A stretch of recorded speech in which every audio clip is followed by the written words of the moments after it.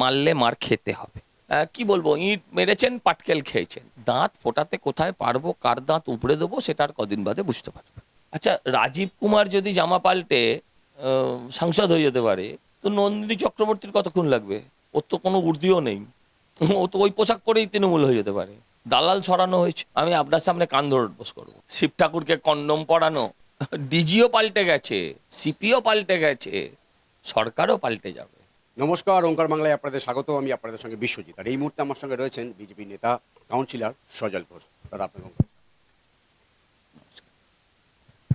নির্বাচন কমিশন নির্বাচনের নির্ঘণ্ট ঘোষণা হওয়ার পর মুখ্য সচিব, স্বরাষ্ট্র সচিব বদল করে দিল। তৃণমূল বলছে এটা নিশ্চয়ই কোনো কারণ রয়েছে। শুধু মুখ্য সচিব, স্বরাষ্ট্র সচিব নয়, ডিজিও পাল্টে গেছে, সিপিও পাল্টে গেছে, সরকারও পাল্টে যাবে। অর্থাৎ এগুলো নিয়ে আপনাদের চিন্তা করার কোনো কারণ নেই। সরকারও শিগগিরই পাল্টাবে। সরকার পাল্টাবে 4 তারিখ, আর ডিজি পাল্টেছে, সিপি পাল্টেছে, আজ কত তারিখ? 16 তারিখ। এই হচ্ছে তখন 16ই মার্চ, 4ঠা মে, সবাই পাল্টাবে। ব্রিগেডের যে সভা, তারপরে বিজেপি বঙ্গবন্ধুকে উচ্ছ্বসিত। আপনার প্রশ্নের মধ্যেই আপনার উত্তর আছে, কিটা বাদ দিয়ে দিন, তাহলে উত্তর হয়ে যাবে। কতটা আপনি একটা সাক্ষী, এই কি হবে, মানে ওই টন টন জল, হ্যাঁ, কুইন্টাল কুইন্টাল জল, এইসব ভাবে ওজন করা যায় নাকি? কতটা এভাবে হয় নাকি? আপনি একটা কাজ করলেন, সেই কাজটা সফল হলো, সফল হলে আপনি উচ্ছ্বসিত হবেন না? আপনি আপনার জীবদ্দশায় এত বছর সাংবাদিকতা করেছেন, বহু ব্রিগেড দেখেছেন, কোনো ব্রিগেড, এত বড় ব্রিগেড দেখেছেন আপনি? কেউ তো এত বড় ব্রিগেড দেখিনি আমরা। তো তাহলে তাহলে উচ্ছ্বসিত হবো না তো কি হবো? এই শশী বাজার ঘটনা নিয়ে কি বলবেন? শশী পাঁজা, শশী কৃষ্ণাইয়া বললেন, আসল নাম তো ওটা, পরে উনি পাঁজা হয়েছেন। স্বীকৃত, সেটা স্বীকৃত, অস্বীকৃত নয়। কি বলবো, ইট মেরেছেন, পাটকেল খেয়েছেন, এই হচ্ছে ব্যাপার। আর ওনাকে পার্টি অফিসে তৃণমূলের লোকেরা কেউ না কেউ মেরেছে। কারণ বাড়িতে যখন ছিলেন তখন তো এখানে কোনো প্লাস্টার ব্যান্ডেজ কিছু দেখিনি। বাড়িতে সাংবাদিকদের সামনে কথা বললেন, তারপর তো আর ওনাকে কেউ বিজেপিরা মারিনি। তারপর পার্টি অফিসে গিয়ে দেখা গেল এখানে ব্যান্ডেজ। তাহলে হয় বাড়িতে কেউ মেরেছে, নয় পার্টি অফিসে কেউ মেরেছে। এবার সেটা উনি বলুন কে মেরেছে, আমি কি করে বলবো? এত দুর্বল চিত্রনাট্য। ওই হুব্বা ডিরেক্টর এক পাশে, আর এক পাশে ওই শিব ঠাকুরকে কন্ডম পরানো, হ্যাঁ, সায়নী ঘোষ থাকলে, হ্যাঁ, চিত্রনাট্য কি আর ভালো হয়? মানুষ ধরে ফেলে সহজে। আসলে ওনারা যেটা চেয়েছিলেন সেটা হচ্ছে স্ক্রিন শেয়ার করতে, স্ক্রিন ডাইভার্ট করে দিতে। সেটা করতে গিয়ে হিতে বিপরীত হয়ে গিয়েছে। সেটা করতে গিয়ে হিতে বিপরীত হয়ে গিয়েছে। উল্টে এটা প্রমাণ হয়েছে মারলে মার খেতে হবে, মারলে এবার মার খেতে হবে, সেটা প্রমাণ হয়ে গেছে, হয়েছে তার ফল। দিলীপ ঘোষ কিন্তু এই বিষয়ে বলেছেন যে এবারে শুধুমাত্র শশী পাঁজা নয়, কালীঘাট, চেতলাতেও মারলে, আমি বললাম মারলে মার খেতে হবে। আমরা তো আর আক্রমণকারী হব না, আমরা প্রতিরোধ করব। প্রতিরোধ করতে গিয়ে কখনো কখনো প্রত্যাঘাত যদি করতে হয় করতে হবে। বাঁচার অধিকার তো ভাই আমাদের সবার আছে। পুলিশ দাঁড়িয়ে দাঁড়িয়ে দেখছিল, পুলিশের কোনো ভূমিকা দেখেছেন সেদিন? আমাদের এক মহিলা নেত্রীকে ফেলে ওভাবে লাথি মারছিল পুরুষরা মিলে, দেখেছেন আপনি তার প্রতিবাদ করতে? তাহলে এদের থেকে কি আশা করেন? নিজেদের বাঁচতে নিজেদেরই ব্যবস্থা করতে হবে, আর কি বলা যায়? সায়নী ঘোষ বলছে যে প্রধানমন্ত্রী নরেন্দ্র মোদী ব্রিগেডে এলেন, কিন্তু গ্যাস নিয়ে তো কিছু বললেন না। গ্যাস নিয়ে হাহাকার। গ্যাস নিয়ে বলার কিছু নেই তাই বলেননি, আর ওদের কিছু করার নেই তাই গ্যাস নিয়ে করছে। আসলে পেটের গ্যাস মাথায় উঠলে এই ধরনেরই বকে লোকে। পেটের গ্যাস মাথায় চাপ দিলে তখন এই ধরনের কথা বলবে। রাজ্যে কি গ্যাসের কোনো সংকট নেই বলছে? এই মুহূর্তে নেই, কোনো মুহূর্তেই ছিল না। যেটুকু ছিল সেটুকু ম্যানমেড। কিন্তু আজকে নবান্নে বলেন যে 60 টাকা বেশি হয়েছে, তাহলে সেটা মানা যায়। 60 টাকা দাম বেড়েছে, সেটা মানা যায়। বাকিটা হচ্ছে লোককে আতঙ্কিত করা, লোককে ভয় দেখানো, কোনো যুক্তি নেই যার। আজকে নবান্নে কন্ট্রোল রুম খোলা হচ্ছে গ্যাসের। হ্যাঁ, তো মমতা দি মিছিলে হাঁটবেন, তখন খবর করার জন্য কন্ট্রোল রুম করবেন। আচ্ছা, কন্ট্রোল থেকে উনি কি কন্ট্রোল করবেন? আপনি আমায় বলুন, কন্ট্রোল রুম থেকে উনি কি? আমি বললাম, ফোন করলাম কন্ট্রোল রুমে যে আমার কাছে বাড়িতে গ্যাস পাচ্ছি না। উনি গ্যাস কোত্থেকে পৌঁছে দেন? গ্যাস তো ওনার হাতে নেই। তাহলে উনি ওই কন্ট্রোল রুমে বসে বসে করবেনটা কি? তার মানে উনি স্বীকার করছেন কালোবাজারি হচ্ছে, সেটাও ওনার জন্য হচ্ছে। পুরোটাই ম্যানমেড। দাদা, মানে ডিএটা এতদিন যে আটকে ছিল, দেওয়া হচ্ছিল, রাজ্য সরকার দিচ্ছিল, আরো অভিযোগ করছে। দেখুন, প্রথমত হচ্ছে আমি, যারা ওই যৌথ সংগ্রামী মঞ্চ, যারা আজ বছরের পর বছর আন্দোলন করছে, এই আন্দোলনের সফলতা নিশ্চয়ই তাদের। কিন্তু এটাও পাশাপাশি মানতে হবে, ব্রিগেডের ধাক্কা না থাকলে, ব্রিগেডের জোয়ারে ভেসে গিয়ে ডিএটা চলে এসছে, তা নাহলে ডিএ কিন্তু দিত না, এটাও মানতে হবে। তারা লড়াই করে সুপ্রিম কোর্টের থেকে অব্দি রায় আদায় করে নিয়ে এসেছিলেন, কিন্তু সেখানেও সরকার জানিয়েছিল আমার কাছে টাকা নেই, দিতে পারবো না। কিন্তু এমন ধাক্কা দিল মোদিজির ব্রিগেড যে লাস্ট মিনিট সাজেশন দেওয়া আইপ্যাক কোচিং সেন্টার, হ্যাঁ, তারা বলতে বাধ্য হলো যে তাড়াতাড়ি করে ডিএটা ছেড়ে দাও, ছেড়ে দিল। কিন্তু তাও বলছি, ব্যাপারটা হচ্ছে মমতা ব্যানার্জির নেমন্তন্ন যতক্ষণ না খেয়ে উঠে আপনি আঁচিয়েছেন, মুখ ধুয়েছেন, ততক্ষণ আপনি ভাববেন না যে আপনি খেয়েছেন। এটাও একটা চিন্তার বিষয় আছে। যুবসাথী, লক্ষ্মীর ভাণ্ডারের পর এবারে মর্যান ভাতা, পুরোহিত ভাতা।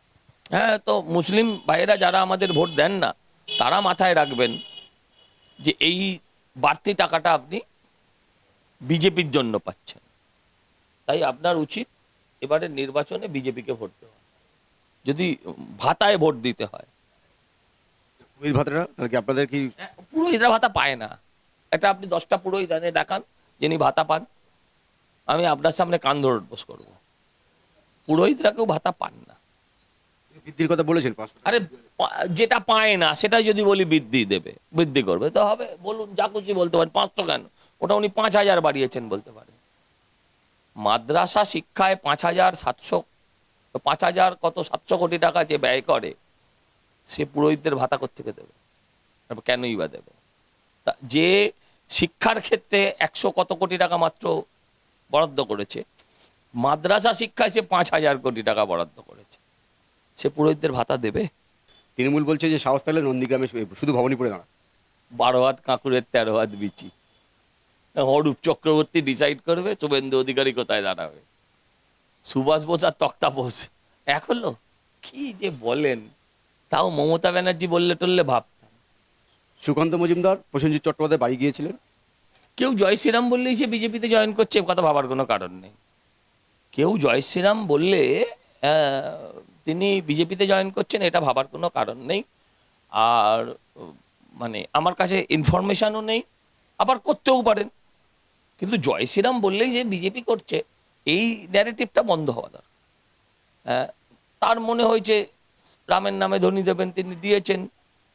রাম ভক্তি তো শুভ লক্ষণ, আমরা তো চাই সবার হোক। মমতা ব্যানার্জির মুখ দিয়ে যেমন রাম বেরোবে না, তাই ওনার উদ্দেশ্যে আমরা বলবো যে আপনি মরা মরা মরা বলতে থাকুন, একদিন মুখ দিয়ে নিশ্চয়ই রাম বেরোবে। এই প্রশ্নটা এই জন্যই সামনে আসছে, আমরা দেখলাম অভিষেক বন্দ্যোপাধ্যায় গেলেন রঞ্জিত মল্লিকের বাড়িতে, কোয়েল মল্লিক সাংসদ হলেন। এবারে সুকান্ত বন্দ্যোপাধ্যায় গেলেন প্রসেনজিতের বাড়িতে, ওনার ছেলে ইঙ্গিতপূর্ণ পোস্ট। সব সময় সব কিছু মেলে না, এগুলো অবান্তর, এসব যুক্তি খুঁজতে যাওয়া। আমার কাছে কোনো এরম জানা নেই, থাকলে আমি আপনাকে বলবো। আরবুল ইসলাম তৃণমূল তো ছাড়ুক, তৃণমূল নেতা তৃণমূল ছাড়বে, তাতে আমার বাবার কি?